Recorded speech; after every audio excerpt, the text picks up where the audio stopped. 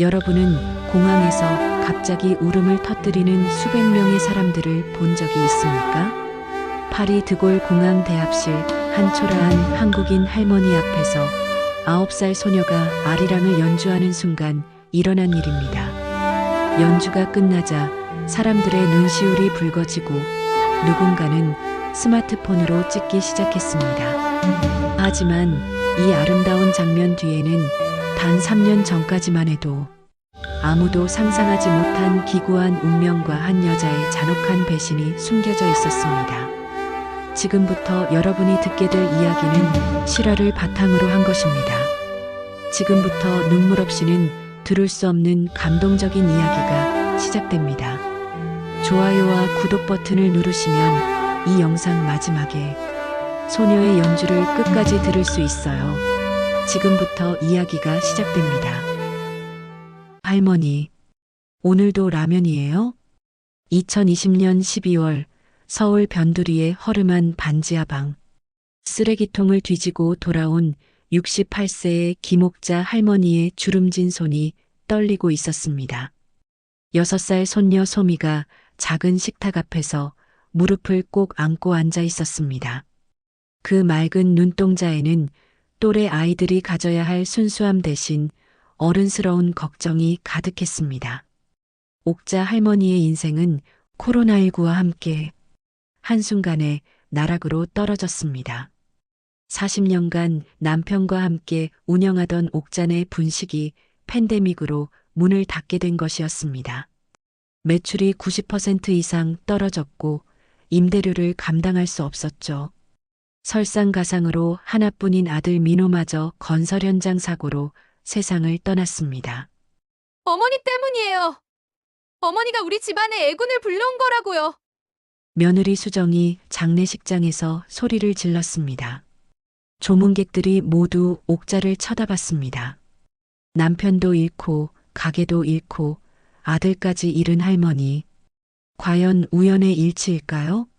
어머니같이 재수없는 사람과 같이 살 수 없어요. 수정은 6살 소미를 데리고 갑자기 사라져버렸습니다. 자신을 혼자 버려두고 사라져버렸습니다.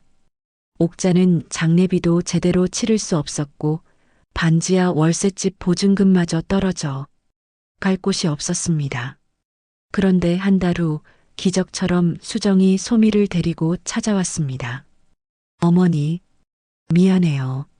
너무 감정적이었어요. 소미가 할머니 보고 싶다고 계속 울어서요. 소미는 할머니를 보자마자 달려와 꼭 안겼습니다. 할머니, 보고 싶었어요. 엄마가 할머니는 나쁜 사람이라고 했는데 그게 아니죠? 그 순간 옥자의 가슴이 찢어질 것 같았습니다. 어떻게 6살짜리에게 엄마가 거짓말을 했다고 말할 수 있을까요? 그녀는 소미의 머리를 쓰다듬으며 눈물을 참았습니다. 우리 소미, 할머니가 많이 보고 싶었어. 하지만 수정의 얼굴에는 이상한 미소가 번져 있었습니다. 마치 무언가를 계획하고 있는 듯한. 옥자는 그때 느꼈습니다. 며느리의 갑작스러운 변화가 자연스럽지 않다는 것을. 어머니, 우리 같이 살아요. 소미도 원하고 저도 혼자서는 소미를 키우기 어려워서요. 수정의 제안이었습니다. 하지만 그녀의 눈빛에는 계산이 서려 있었습니다. 마치 옥자를 이용할 계획을 세우고 있는 것처럼 보였습니다. 당뇨 합병증으로 시야가 점점 흐려지고 있던 옥자에게는 다른 선택지가 없었습니다. 혈당 조절을 위한 약값조차 감당할 수 없었고 하루하루가 버거웠습니다. 할머니, 아프지 마세요. 소미가 할머니 돌봐줄게요. 소미의 작은 손이 할머니의 손을 꼭 잡았습니다. 그 따뜻한 온기에 옥자는 눈물을 흘렸습니다. 밤마다 소미를 재우고 나면 화장실에서 소리 없이 울었습니다. 내가 죽으면 이 아이는 어떻게 되지? 그 생각만으로도 가슴이 터질 것 같았습니다. 하지만 그녀는 꿈에도 몰랐습니다. 며느리가 이미 소미를 이용해 돈을 벌 계획을 세워두었다는 것을.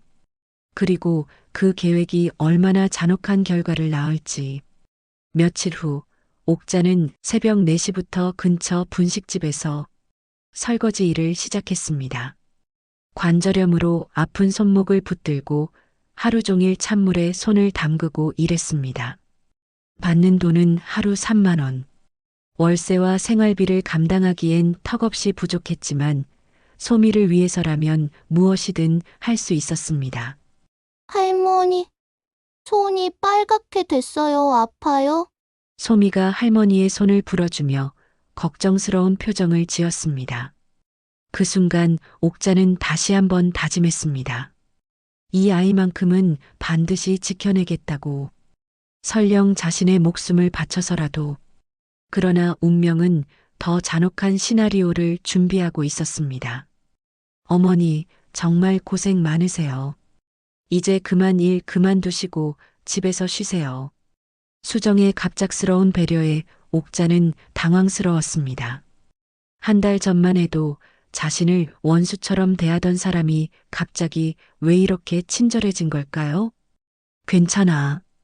일하는 게 좋아. 소미 키우려면 돈이 필요하잖아. 어머니가 아프시면 소미가 얼마나 걱정하겠어요. 제가 돈은 벌 테니까 집에서 소미나 봐주세요. 수정의 말에는 묘한 관계가 숨어 있었습니다. 옥자를 집에 묶어두고 소미와 단둘이 있는 시간을 만들려는 것이었습니다. 그리고 이상한 일들이 연속으로 일어나기 시작했습니다. 수정의 집에 외국인들이 자주 방문하는 것이었습니다. 주로 백인 부부들이었는데 이들은 소미를 보면 유난히 관심을 보였습니다. 헬로우 왓츠 유얼 네임? 한 외국인 여자가 소미에게 영어로 말을 걸었습니다. 소미는 할머니 뒤로 숨었습니다. 이분들은 소미 교육에 관심 있으신 분들이에요. 영어 가르쳐 주시겠다고 하네요. 수정은 그렇게 설명했지만 그들이 소미를 보는 눈빛이 심상치 않았습니다. 마치 상품을 평가하듯 소미의 외모를 유심히 살펴보더니 서로 프랑스어로 수군거렸습니다. 그 애가 참 예쁘네. 몇 살이니? 6살이야. 건강하고. 옥자는 프랑스어를 알아듣지 못했지만 뭔가 불길한 예감이 들었습니다. 특히 그들이 소미의 건강 상태를 자세히 묻는 것이 이상했습니다. 할머니, 저 사람들이 무서워요. 저를 계속 쳐다봐요. 소미가 옥자의 치마 뒤에 숨으며 떨었습니다. 아이의 직감이 맞았습니다. 뭔가 잘못되고 있었습니다. 며칠 후 또 다른 외국인 부부가 찾아왔습니다. 이번에는 더욱 정중하게 소미에게 선물까지 가져왔습니다. 예쁜 인형과 초콜릿이었죠. 소미야, 이 예쁜 인형 좋아해? 외국인 아주머니가 서툰 한국말로 물었습니다. 소미는 인형을 받긴 했지만 여전히 경계심을 늦추지 않았습니다. 그들이 돌아간 후 옥자는 우연히 수정의 전화 통화를 엿듣게 되었습니다. 네, 정말 예쁘고 건강한 아이예요. 6살이고 성격도 순해서 적응 잘할 거예요. 네, 서류 준비는 거의 다 됐고 할머니가 동의만 하면. 무슨 동의? 무슨 서류? 옥자의 등골이 서늘해졌습니다. 전화를 끊은 수정이 뒤돌아보니 옥자가 서 있었습니다. 순간 어색한 침묵이 흘렀습니다. 뭘 듣고 계셨어요, 어머니? 수정의 목소리가 차갑게 변했습니다.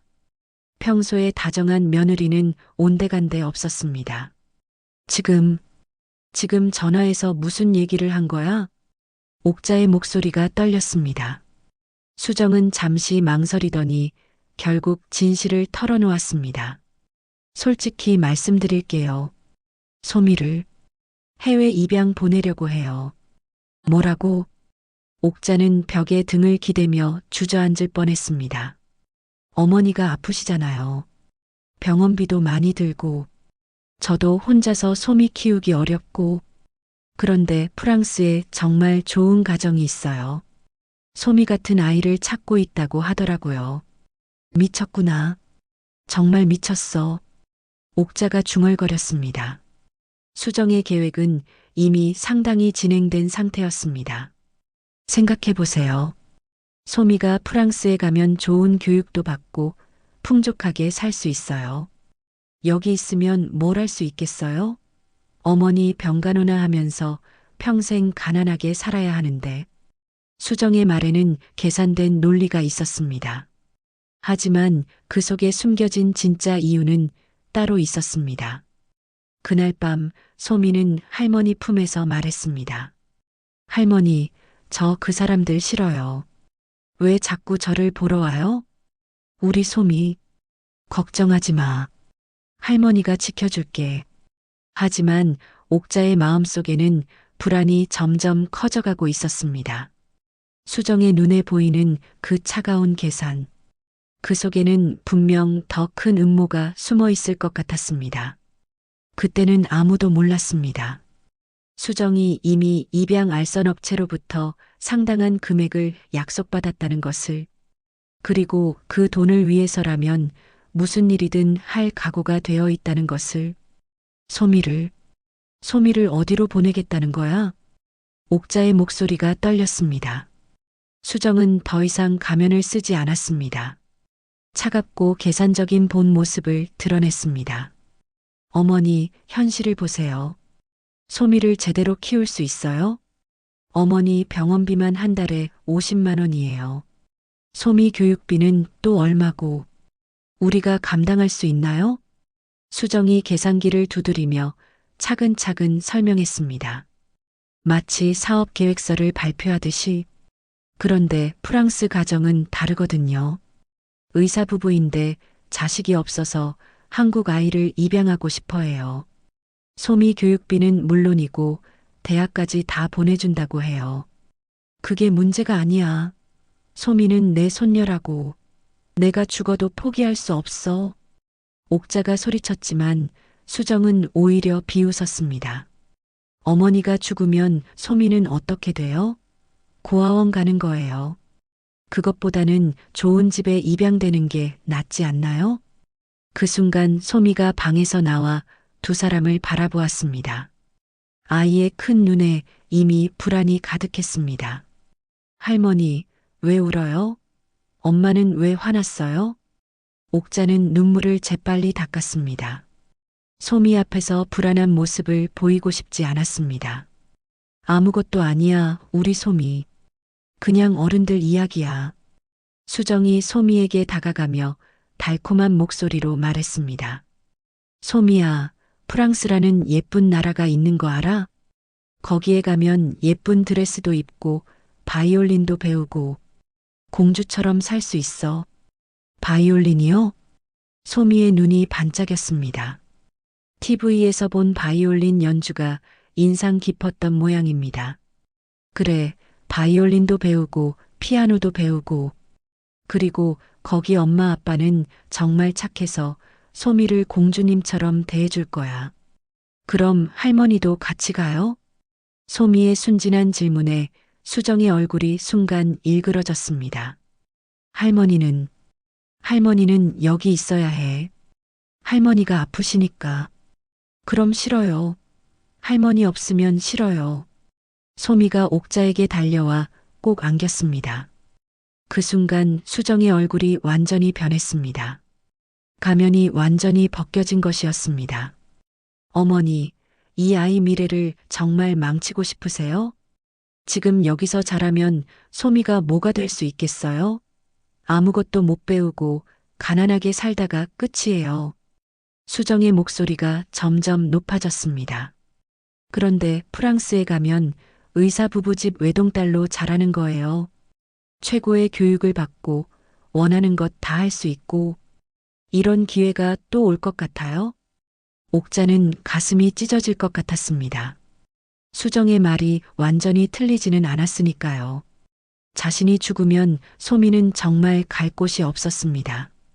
친척도 없고 돈도 없었습니다. 하지만 그녀가 모르는 것이 있었습니다. 수정의 진짜 목적은 소미의 미래가 아니었다는 것을. 다음 날 옥자는 혼자 입양기관을 찾아갔습니다. 정말 소미를 위한 일인지 확인해 보고 싶었습니다. 해외 입양이요? 물론 좋은 제도죠. 하지만 신중하게 결정하셔야 해요. 한번 보내면 다시 만나기 어려우니까요. 상담사의 말에 옥자는 충격을 받았습니다. 다시 못 만나요? 법적으로는 아이가 성인이 되면 친부모를 찾을 수 있어요. 하지만 대부분 그런 경우는 드물어요. 새로운 가정에서 행복하게 살게 되니까요. 옥자는 그제서야 깨달았습니다. 소미를 보내면 영영 이별일 수도 있다는 것을. 집에 돌아온 옥자는 수정에게 말했습니다. 안 돼. 절대 안 보낼 거야. 하지만 수정은 이미 준비가 되어 있었습니다. 그럼 어머니가 소미 양육비 대실 거예요? 병원비는? 교육비는? 수정이 계산된 듯 영수증들을 꺼내 보였습니다. 지난달 소미 때문에 든 돈이 80만 원이에요. 어머니가 버시는 돈으로 어떻게 감당하시겠어요? 옥자는 할 말이 없었습니다. 현실적으로 불가능했으니까요. 그날 밤 소미는 할머니 품에서 말했습니다. 할머니, 저 정말 안 떠날래요. 여기서 할머니랑 같이 살래요. 그래, 우리 소미. 할머니가 지켜줄게. 절대 떠나게 안 할게. 하지만 옥자는 몰랐습니다. 수정이 이미 다른 계획을 세우고 있다는 것을. 그리고 그 계획에는 옥자의 의견 따위는 중요하지 않다는 것을. 수정의 압박은 날로 노골적이 되었습니다. 먼저 옥자의 당뇨약을 숨겼습니다. 약이 어디 갔지? 옥자가 약통을 찾고 있을 때 수정은 모른 척했습니다. 어머니가 깜빡하신 거 아니에요?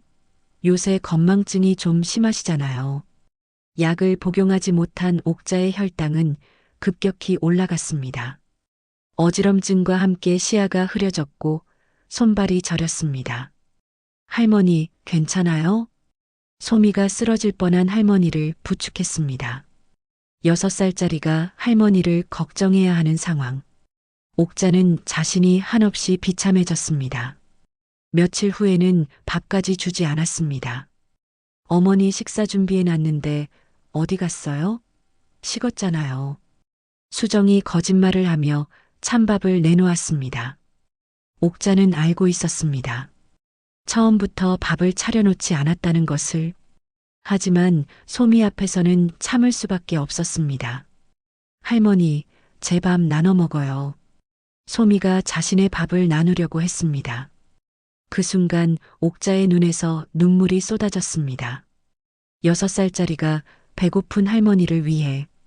괜찮아, 소미야. 할머니는 배 안 고파 거짓말이었습니다.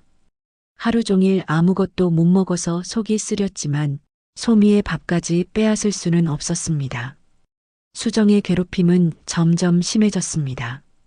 소미를 옥자에게서 떼어놓으려는 시도도 노골적이 되었습니다. 어머니가 계시는 한 소미에게 좋지 않은 기운이 돌아요. 어머니 보세요. 자꾸 아프시고 돈은 못 벌고.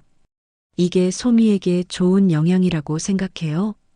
무슨 소리를. 아이들은 밝고 긍정적인 환경에서 자라야 해요. 그런데 할머니는 맨날 아프고 우울하고. 소미도 점점 우울해지고 있잖아요. 수정의 말에는 독이 있었습니다. 옥자의 자존감을 철저히 무너뜨리는 말들이었습니다. 차라리 소미만이라도 좋은 곳으로 보내세요. 프랑스 가정은 정말 좋은 사람들이에요. 의사 부부고 아이 교육에 관심도 많고. 그만해. 더 이상 그런 소리 하지 마. 옥자가 소리쳤지만 수정은 오히려 차분했습니다. 이미 승부는 끝났다는 듯한 표정이었습니다. 어머니, 현실을 인정하세요. 어머니 혼자서는 소미를 못 키워요. 돈도 없고 건강도 안 좋고. 그런데 왜 아이 미래까지 망치려고 하세요? 그 순간 옥자의 머릿속에 끔찍한 생각이 들었습니다. 혹시 수정이 자신을 일부러 아프게 만들고 있는 건 아닐까? 약을 숨기고 밥을 안 주고. 모든 것이 계획된 것은 아닐까? 너, 설마 일부러, 뭘 일부러요? 수정의 눈에 잠깐 차가운 빛이 스쳤습니다. 하지만 곧 다시 평범한 며느리의 얼굴로 돌아왔습니다. 그날 밤 옥자는 소미를 재우면서 속삭였습니다. 소미야, 할머니가 아무리 아파도 너만은 지켜낼 거야. 약속해. 할머니, 아프지 마세요. 소미가 할머니 지켜줄게요. 6살 소미의 작은 손이 할머니의 손을 꼭 잡았습니다. 그 따뜻한 온기가 옥자에게는 살아가는 이유였습니다. 하지만 수정의 계획은 더욱 치밀해지고 있었습니다. 다음 단계는 옥자를 완전히 무력화시키는 것이었습니다. 며칠 후 수정은 옥자의 밥에 수면제를 탔습니다. 의식이 흐릿해진 옥자는 제대로 서 있을 수도 없었습니다. 어머니, 정말 상태가 안 좋으시네요. 병원에 가야겠어요. 수정이 가짜 걱정을 하며 119에 신고했습니다. 그리고 소미에게 말했습니다. 소미야, 할머니가 많이 아프셔서 병원에 가셔야 해. 우리는 집에서 기다리자. 저도 할머니랑 같이 갈래요. 안 돼. 병원은 아이가 가면 안 되는 곳이야.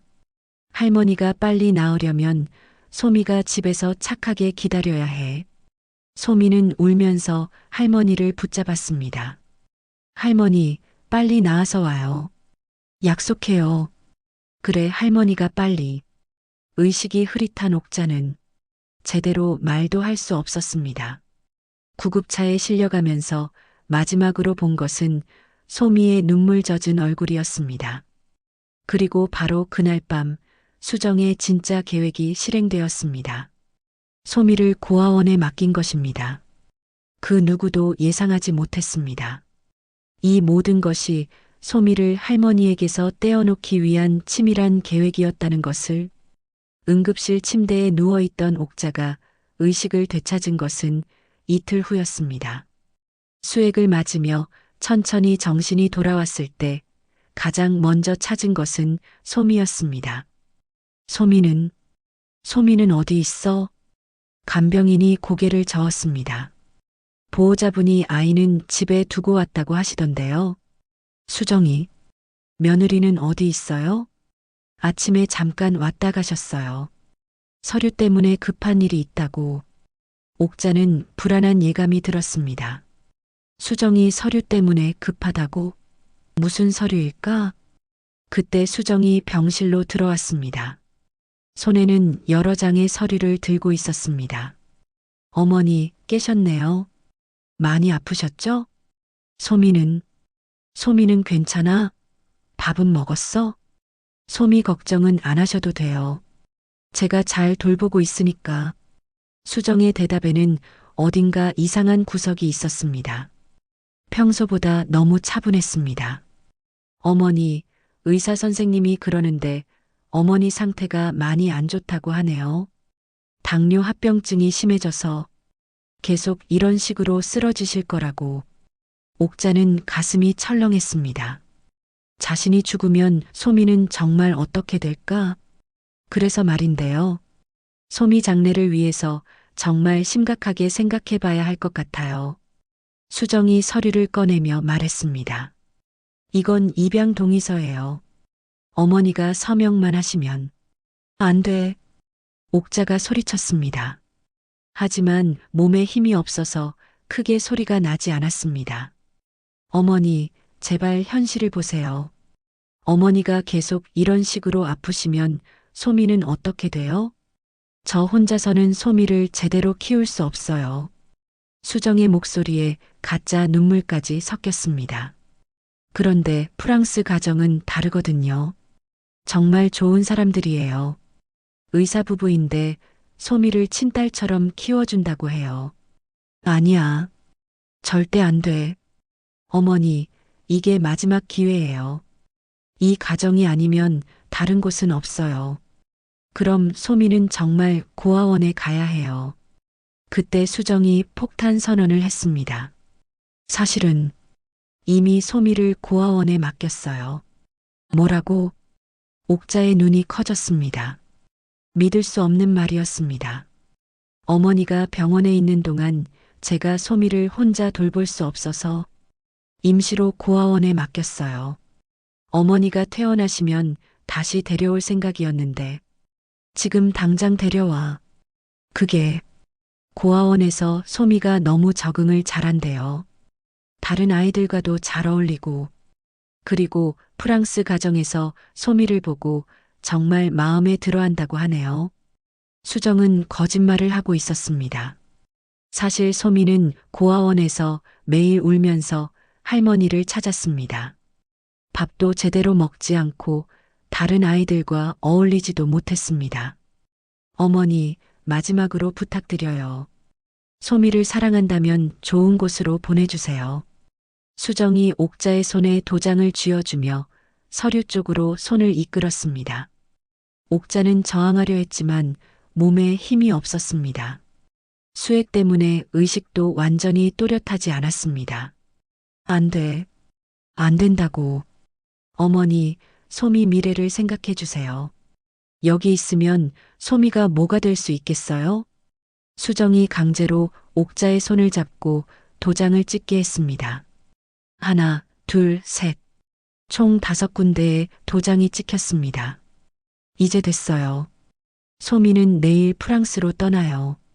그 순간 옥자의 의식이 또렷해졌습니다. 뭐라고? 내일? 네, 비행기 표도 이미 끊었어요. 프랑스 가정에서 소미를 마중 나온다고 하네요. 옥자는 서류를 빼앗으려 했지만 수정이 이미 가방에 넣어버렸습니다. 안 돼. 내 소미를. 옥자의 절규가 병실에 울려 퍼졌습니다. 간병인들이 들어와 옥자를 진정시키려 했지만 할머니의 절망은 끝이 없었습니다. 제발 소미만은. 하지만 수정은 차갑게 말했습니다. 어머니가 직접 동의하신 일이에요. 이제 후회해도 늦어요. 그날 밤 옥자는 병원에서 탈출하려 했습니다. 소미를 찾으러 가야 했습니다. 하지만 몸이 말을 듣지 않았고 간호사들이 막았습니다. 할머니, 지금 나가시면 더 위험해요. 내 손녀를 찾아야 해. 옥자는 그날 밤 한잠도 자지 못했습니다. 소미의 얼굴이 계속 떠올랐습니다. 분명히 지금쯤 고아원에서 할머니를 찾으며 울고 있을 텐데. 다음 날 아침 수정이 마지막으로 병실을 찾았습니다. 어머니, 소미 비행기 잘 탔어요. 프랑스 가서 행복하게 살 거예요. 너는 인간이 아니야. 어머니, 나중에 이해하실 거예요. 이게 소미를 위한 일이었다는 것을. 수정이 문을 나서며 마지막으로 던진 말이 가장 잔혹했습니다. 그리고 어머니, 입양 알선비로 6천만 원 받았어요. 그 돈으로 제 인생 다시 시작할 거예요. 그 순간 옥자는 깨달았습니다. 손녀를 돈으로 판 것이었습니다. 그리고 모든 것이 처음부터 계획된 일이었다는 것을. 6천만 원?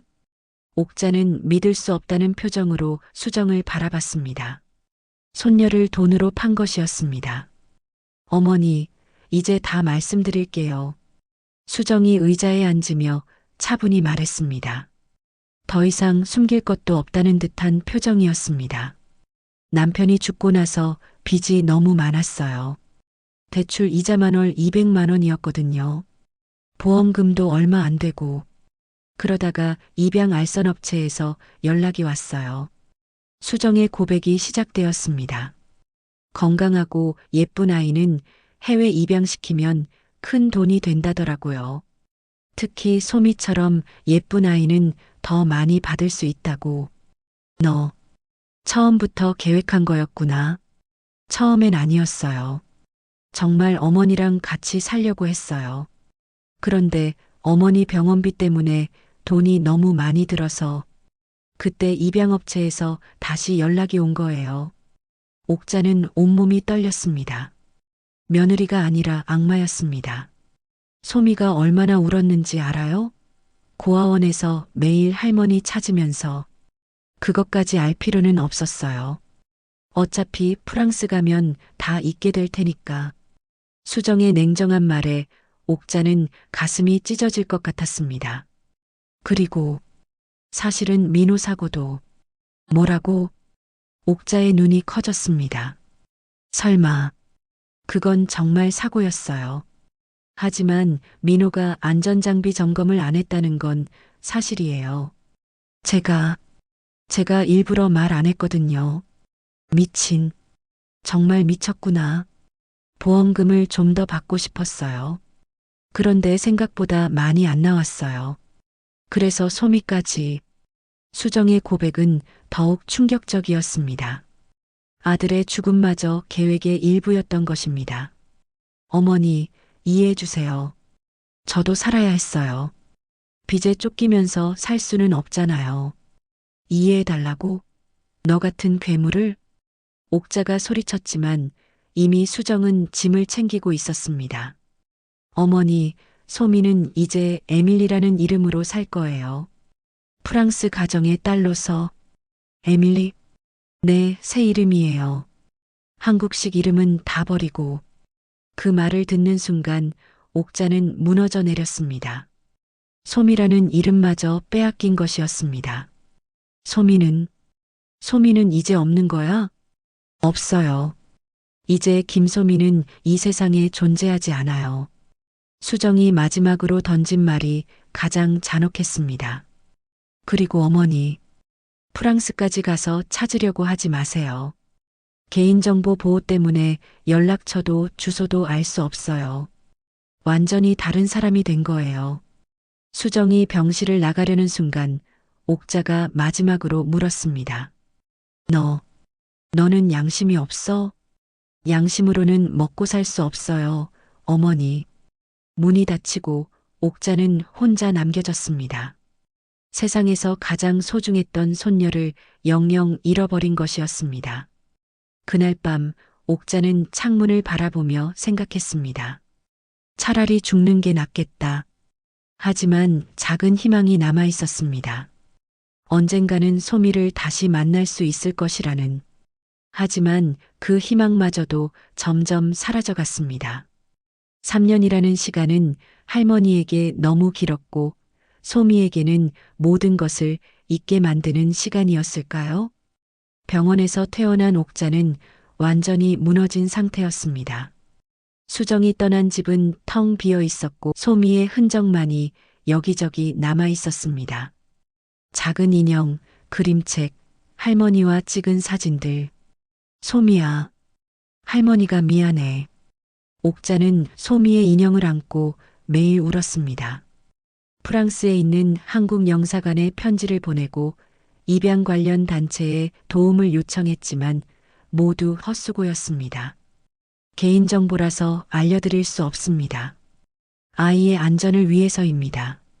모든 곳에서 같은 답변만 돌아왔습니다. 더욱 절망적인 것은 옥자 자신의 건강 상태였습니다.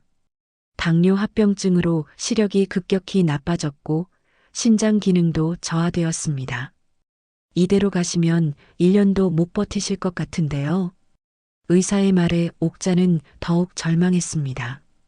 죽기 전에 소미를 한 번만 보고 싶었는데 그마저 불가능해 보였습니다. 2021년, 2022년. 시간은 흘러갔지만 소미에 대한 소식은 전혀 없었습니다. 옥자는 프랑스어 공부를 시작했습니다. 혹시 소미를 만나게 되면 소미가 쓰는 언어로 대화하고 싶었기 때문입니다. 안녕, 나는 너의 할머니야.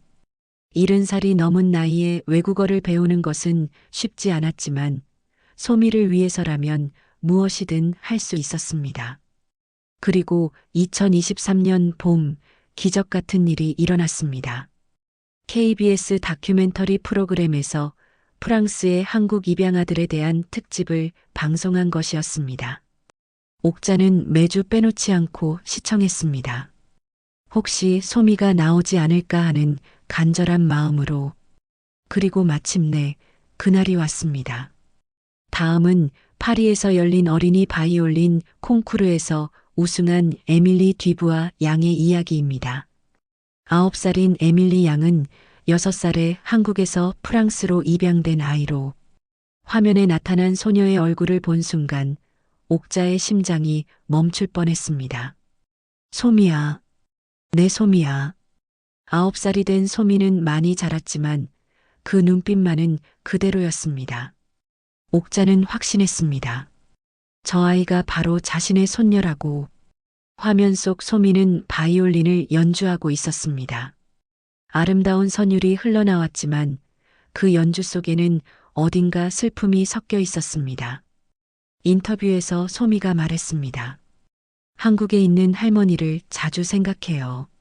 언젠가 다시 만날 수 있기를 바라요. 그 말을 들은 순간 옥자는 눈물을 쏟으며 결심했습니다. 가야 해. 프랑스로 가야 해. 하지만 현실은 냉혹했습니다. 프랑스 비행기표는 200만 원이 넘었고 옥자에게는 그런 돈이 없었습니다. 기초생활수급자로 받는 돈으로는 생활하기도 빠듯했습니다. 그때 옥자는 마지막 결심을 했습니다. 살던 집을 팔기로 한 것입니다. 20평짜리 낡은 집이었지만 그나마 8천만 원에 팔렸습니다. 집을 팔고 나니 갈 곳이 없어서 고시원에 들어갔습니다.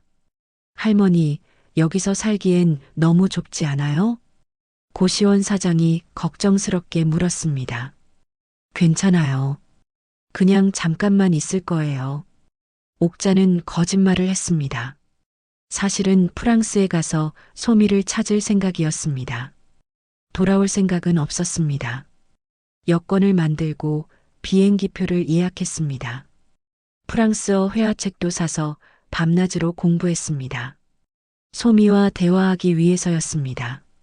출발 전날 밤 옥자는 소미의 사진을 보며 속삭였습니다.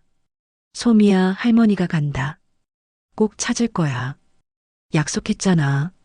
그리고 2023년 7월 15일 옥자는 인천공항에서 파리행 비행기에 올랐습니다. 71세 할머니의 마지막 여행이 시작된 것이었습니다. 11시간의 비행 끝에 도착한 파리 드골 공항. 옥자는 처음 보는 외국 공항에서 길을 잃었습니다. 프랑스어로 된 안내판들, 들리는 외국어들, 모든 것이 낯설었습니다. 옥자가 서툰 프랑스어로 길을 물어보려 했지만 사람들은 바쁘게 지나쳐갔습니다. 71세 한국인 할머니에게 관심을 가져주는 사람은 아무도 없었습니다. 첫째 날, 둘째 날, 옥자는 공항 로비에서 기다렸습니다. 혹시 소미가 나타나지 않을까 하는 간절한 마음으로 공항 직원들이 걱정해서 다가왔습니다. 할머니, 괜찮으세요? 누구를 기다리고 계신가요? 옥자는 소미의 사진을 보여주며 설명했습니다. 제 손녀, 제 손녀를 찾고 있어요. 직원들은 동정어린 눈빛으로 할머니를 바라봤지만 도움을 줄 수는 없었습니다. 파리는 너무 큰 도시였고 소미가 어디에 사는지 알 수 없었습니다. 셋째 날 오후 옥자는 거의 포기 상태였습니다. 몸도 아팠고 잠도 제대로 못 잤습니다. 그때였습니다. 바이올린 케이스를 든 소녀가 할머니 앞을 지나가다가 걸음을 멈췄습니다. 9살이 된 소미는 3년 전보다 훨씬 자라 있었지만 그 눈빛은 그대로였습니다.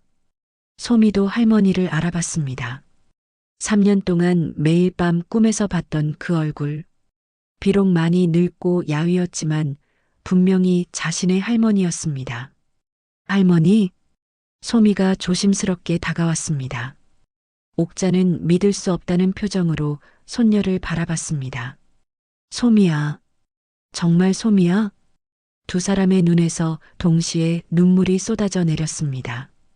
3년간 참아왔던 그리움이 한꺼번에 터져 나온 것이었습니다. 할머니, 제가 할머니를 찾고 있었어요. 소미가 할머니에게 달려와 꼭 안겼습니다. 공항에 있던 사람들이 하나둘 멈춰서서 이들을 바라보기 시작했습니다. 소미야, 많이 컸구나. 정말 많이. 옥자는 손녀의 얼굴을 쓰다듬으며 눈물을 흘렸습니다. 할머니, 저 바이올린 배웠어요. 할머니께 연주해드리고 싶어요. 소미가 바이올린 케이스를 열었습니다. 공항 로비 한가운데서 바이올린을 들고 연주 자세를 취했습니다. 이 곡은 할머니 생각하면서 매일 연습했어요. 소미가 한국말과 프랑스어를 섞어가며 말했습니다. 그리고 바이올린을 켜기 시작했습니다. 지금부터 감상해 보시죠.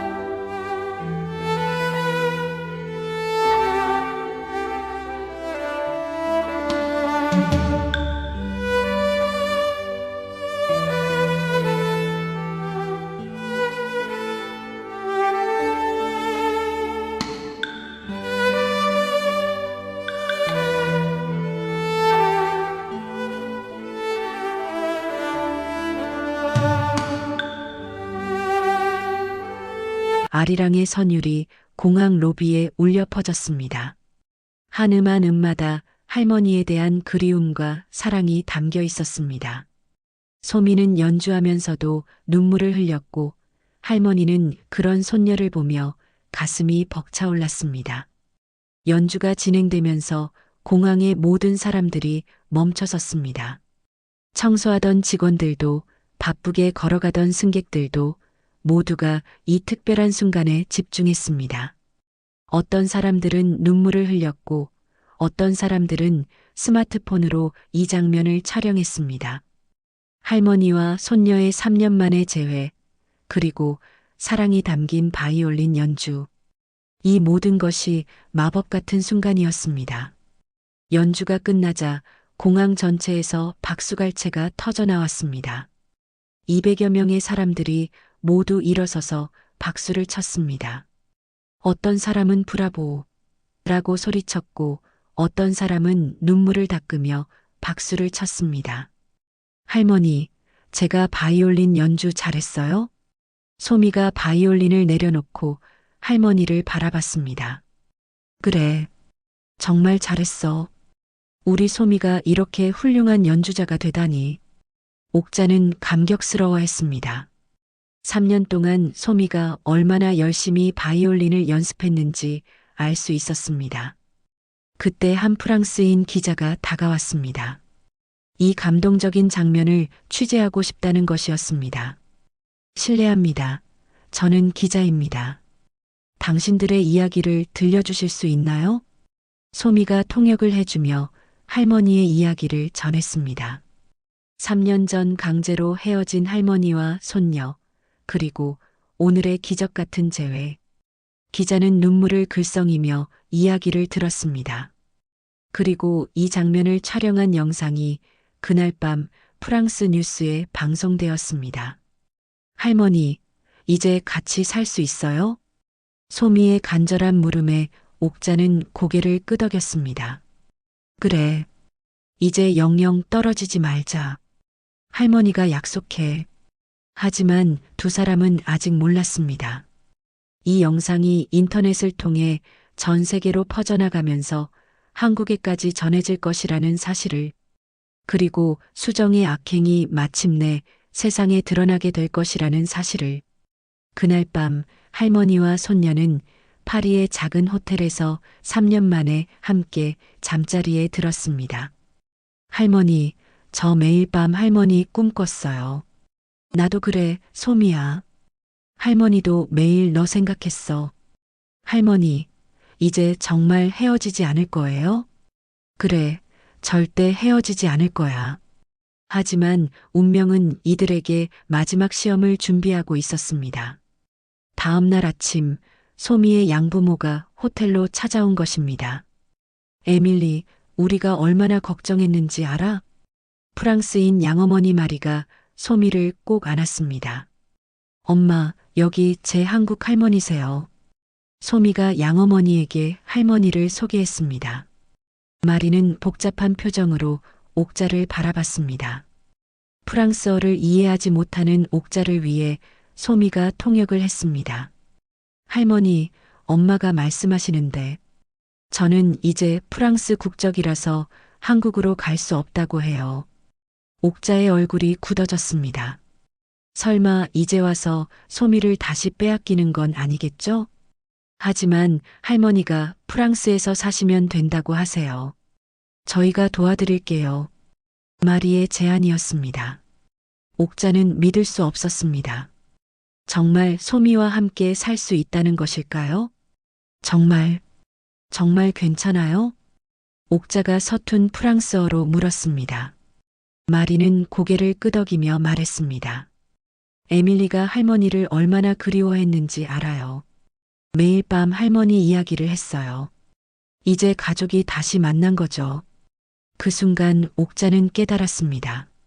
진정한 가족의 의미를, 혈연이 아니어도 서로를 진심으로 사랑하고 배려한다면 그것이 바로 가족이라는 것을.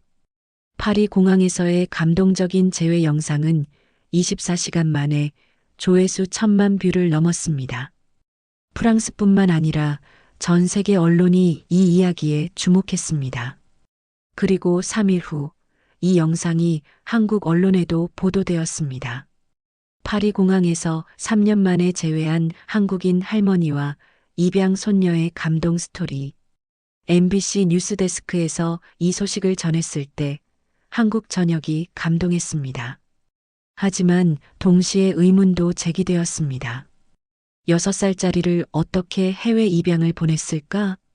할머니가 살아있는데 왜 고아원에? 시청자들의 의문이 쏟아지면서 언론이 본격적인 취재에 나섰습니다.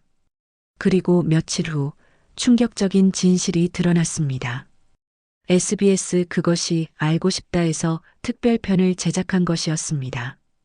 입양 동의서에는 할머니의 도장이 찍혀 있었지만 할머니는 의식이 없는 상태에서 강제로 도장을 찍은 것으로 드러났습니다. 며느리 박수정 씨는 입양 알선비로 6천만 원을 받았으며 이 돈으로 빚을 정리하고 새로운 사업을 시작한 것으로 확인되었습니다.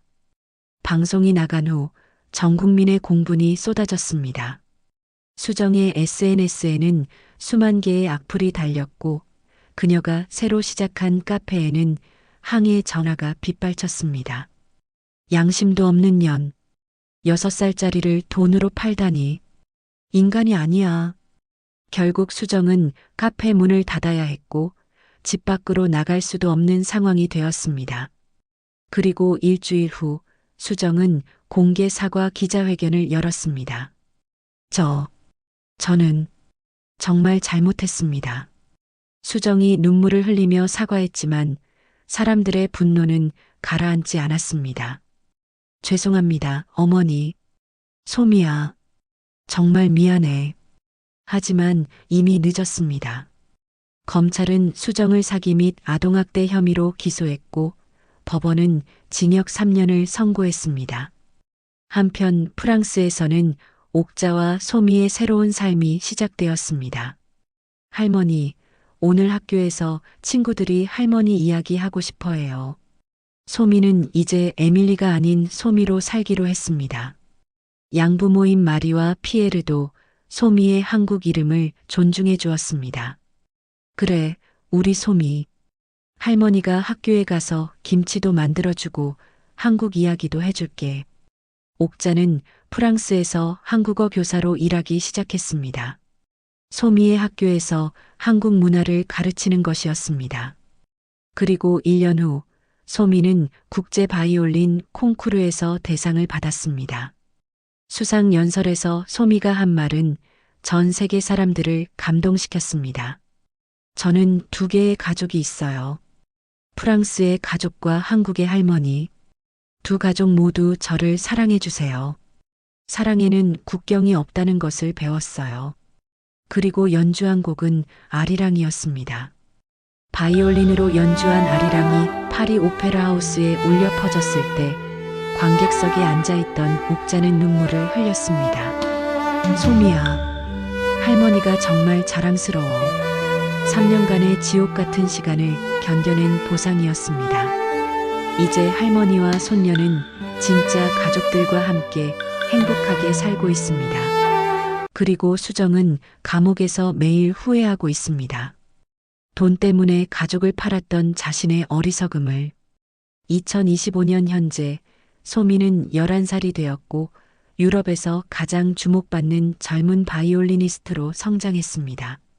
할머니 옥자는 파리 한인회에서 한국어를 가르치며 소미와 함께 행복한 나날을 보내고 있습니다. 양부모 마리와 피에르도 진짜 가족이 되었습니다. 혈연은 아니지만 서로를 진심으로 사랑하고 배려하는 진정한 가족의 모습을 보여주고 있습니다. 그리고 매년 7월 15일 그들이 파리 공항에서 재회한 날을 가족의 날로 정해 함께 기념하고 있습니다. 소미는 종종 말합니다. 저는 세상에서 가장 행복한 아이예요. 할머니도 있고 프랑스 엄마 아빠도 있고 정말 많은 사랑을 받고 있어요. 그리고 옥자는 대답합니다. 우리 소미 할머니도 세상에서 가장 행복해. 너를 다시 찾을 수 있어서. 한편 감옥에서 나온 수정은 현재 봉사활동을 하며 속죄의 삶을 살고 있습니다. 하지만 아직도 옥자와 소미에게는 용서를 구하지 못하고 있습니다. 어떤 잘못은 돌이킬 수 없기 때문입니다. 이 이야기는 우리에게 많은 것을 생각하게 합니다. 진정한 가족의 의미, 돈보다 소중한 것들, 그리고 절망적인 상황에서도 포기하지 않는 사랑의 힘에 대해서. 이 이야기를 본 여러분은 어떻게 생각하십니까? 만약 여러분이 옥자 할머니의 입장이었다면 과연 3년을 버텨낼 수 있었을까요? 그리고 수정 같은 사람이 여러분 주변에도 있지는 않을까요? 이런 비극을 막으려면 우리 사회가 어떻게 바뀌어야 할까요? 또한 마리와 피에르 같은 양부모의 따뜻한 마음에 대해서는 어떻게 생각하시나요? 혈연이 아니어도 진정한 가족이 될 수 있다는 것을 보여준 사례가 아닐까요? 여러분의 생각을 댓글로 들려주세요. 구독과 좋아요는 더 많은 사람들에게 이런 의미 있는 이야기를 전하는 힘이 됩니다. 그리고 여러분 주변에 도움이 필요한 사람이 있다면 작은 관심이라도 보여주시기 바랍니다. 그 작은 관심이 누군가에게는 세상을 바꾸는 큰 힘이 될 수 있으니까요.